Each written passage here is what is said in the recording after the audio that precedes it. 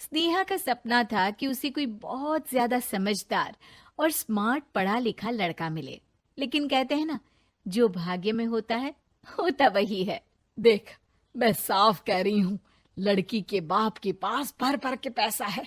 अरे एक बार लड़की ने तुझे पसंद कर लिया तो समझ के पैसे की तो नदियां भर जाएंगी, लेकिन फिर भी तेरी प्यास नहीं बुझेगी बेटा।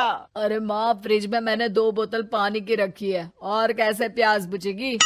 अरे पांचवी फेल, मैं बात कर रही हूँ पैसों की प्यास की। तू गवाह नहीं समझेगा इस बात को। बस तुझसे लोगों की नौकरी करवा लो। वो क्या है ना आशीष की माँ, वो सीधा है, और जिसे तू लोगों की नौकरी बोल रही है ना, वो आशीष का प्यार है अपने लोगों के लिए, जिनसे वो प्यार करता है या जिनसे जुड़ा हुआ है वो।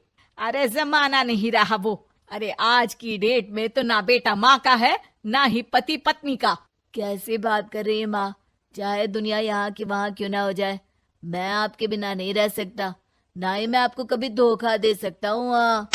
अरे हाँ, ठीक है ठीक है। देख, लड़की को पढ़ा लिखा लड़का चाहिए तो वहां चुप रहना। जबान खोलेगा तो पता चल जाएगा कि पांचवी पास है। अरे तो पढ़ा देती ना आगे। माना सौतेली माँ हो, लेकिन दहेज की लालच तो अपने बेटे जैसी ही रख रही हो। पापा ऐसा मत बोलिए ना माँ को, वो मेरी माँ है, मैं उनसे बहुत प्यार करता हूँ। अच्छा अच्छा बेटा, कुछ नहीं कहता, बस तैयार हो जा, चलते हैं और देखते हैं कि कौन है लड़की और क्या चाहती है। सभी मिलकर लड़की देखने जाते हैं, जहाँ स्नेहा आशीष को देखकर ही इम्प्रेस हो जाती है। वाह, कितना हैंडसम है। काश इससे मेरी शादी हो जाती, लेकिन पता नहीं कितना पढ़ा लिखा है। स्नेहा, लड़का बहुत अच्छा है, बेचारी की माँ दूसरी है, लेकिन देख रही है ना, हीरा भी इतना चमकीला नहीं होगा जितना कि ये। स्नेहा को समझ नहीं आता कि वो क्या करे। वो आशीष से मिलती है, उसकी सादगी, उसकी बातें उसे भा जाती है। मैंने नहीं सोचा था कि इतना पढ़ा लिखा लड़का मुझे मिलेगा। मैं शादी करने के लिए तैयार हूँ। और फिर स्नेहा और आशीष की शादी हो जाती है। शादी के बाद सासू माँ कहती है, अरे बेटा, वो तेरे जेवर मुझे दे दे, मैं संभाल कर रख दूंगी। स्नेहा, जो कि खुद भी एक समझदार लड़की थी, नहीं नहीं, मैं अपने जेवर नहीं दूंगी। उसके लिए तो मैंने पहले ही लॉकर खुलवा लिया था माँ जी। ये मेरी कुछ आर्टिफिशियल ज्वेलरी है, इसे रख लीजिए। वैसे मेरी अलमारी में जगह नहीं है ना। सास बेचारी नई नई बहू से क्या उलझती। सुनिए जी, मैंने आपके लिए खाना और नाश्ता बना दिया है। ऑफिस कब जाना है? कौन से ऑफिस ने? मैं तो घर का सारा काम करता हूँ। हाँ, क्या बात कर रहे हैं? इतना पढ़ लिख कर आप घर का काम क्यों करते हैं? कितना पढ़ लिख कर? मैंने तो सिर्फ 5वीं तक पढ़ाई की है। तभी वहाँ सास आ जाती है। अरे 5वीं तक भी पढ़ लिया तो समझो मेरी कृपा से, वरना तो जो इसके लक्षण थे ना, क्या बताना। अच्छा आशीष, जरा बाहर जा और भाग कर टूथपेस्ट लेकर आ। सुबह से मंजन नहीं किया। और हाँ, फिर जाकर दुकान की सफाई कर देना। तेरा छोटा भाई दुकान पर जाने को तैयार हो रहा है। स्नेहा ये सब सुनकर हैरान रह जाती है। वो सोचती है कि आखिर उससे क्या गलती हो गई जो उसके साथ ऐसा हुआ। आशीष स्नेहा के पास जाता है। सुनो, तुमको तो मैंने पहली मुलाकात में ही बताया था कि। स्नेहा आशीष की बात ही नहीं सुनना चाहती है। वो जोर से चिल्लाती है, चुप रहो बिल्कुल, गंवार कहीं के।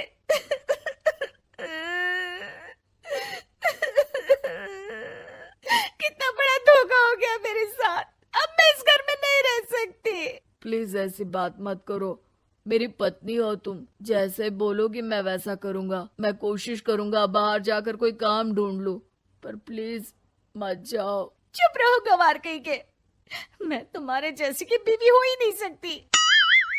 आशीष स्नेहा को लाख समझाने की कोशिश करता है, लेकिन वो अपने मायके चली जाती है। माँ चलिए ना, स्नेहा को मना कर लेकर आते हैं। अरे जाओ, बनाने जाए मेरी जूती। इतना घमंड, जैसे कलेक्टर हो कहीं की महारानी। अरे मैं तो तुझे कहूंगी कि तू भी भूल जा, हमने नहीं भगाया, खुद ही तो गई है। माँ वो बीवी है मेरी, मैं प्यार करता हूँ उससे, मैं जा रहा हूँ उसे लेने। वहीं स्नेहा के घर पर, माँ वो तो कुछ काम ही नहीं करता, घर का नौकर है, 5वीं पास।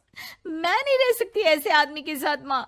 बेटा वो लड़का बहुत अच्छा है, उसकी तारीफ मैंने हर किसी से सुनी है। तेरा पति है, अब तक एक गलत माँ के साथ रह रहा था, तू संवारेगी तो संवर जाएगा। तभी वहाँ आशीष आ जाता है। मुझे माफ कर दो स्नेहा, पर प्लीज मुझे छोड़कर मत जाओ। मेरी माँ के जाने के बाद मुझे तुम्ही से सारी उम्मीद है। तुम जैसा कहोगी मैं करूँगा, पर प्लीज मेरे साथ रहो। सबके समझाने बुझाने के बाद स्नेहा आशीष के साथ घर आ जाती है। आ गई महारानी, अब आई हो और सच्चाई भी पता चल गई है, तो थोड़ा तमीज से पति के साथ घर देख, रसोई संभाल और हम सबकी सेवा कर।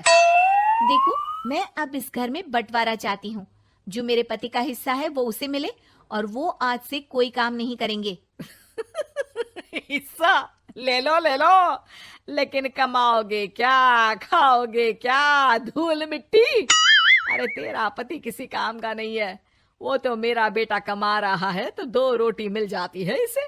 तभी वहाँ स्नेहा के ससुर आ जाते हैं। मैंने एक बंद फैक्ट्री को पहले ही आशीष के नाम कर दिया है और घर के 2 तल्ले में 1 तल्ला ले लो। मैं तो आशीष के पास रहूंगा, वकील थोड़ी देर में आता ही होगा। अरे जाओ जाओ, 2 दिन में भूख से तड़प कर सब वापस आ जाओगे। बढ़िया आई बहू बेटे वाली। फिर क्या था, स्नेहा आशीष के साथ मिलकर बंद फैक्ट्री को खोलती है और मन लगाकर काम करती है। दोनों की मेहनत रंग लाती है और आशीष अपनी मेहनत से एक सफल बिजनेसमैन बन जाता है। लेकिन एक दिन, अरे बहू बेटा आशीष, मुझे माफ कर दो, मैं भी अब तुम लोगों के साथ रहना चाहती हूँ। इस कमबख्त ने तो दुकान का बेड़ा गर्क कर दिया। वो तो आशीष था जो सारा दुकान का काम संभालता था। बेटा हमारे पास तो अब खाने को भी नहीं बचा। माँ जी, इसे कर्म के फल कहते हैं। खैर, खाना है तो आपको और आपके बेटे को काम करना पड़ेगा, समझी?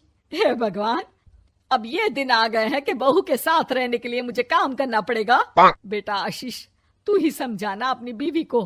पता है ना मैंने तुझे कितने प्यार से पाला है। हाँ माँ, वो तो ऐसे ही बोल रही है आपको। अरे घर में कामकाज के लिए बहुत सारे नौकर चाकर है, आप आराम से रहिए माँ।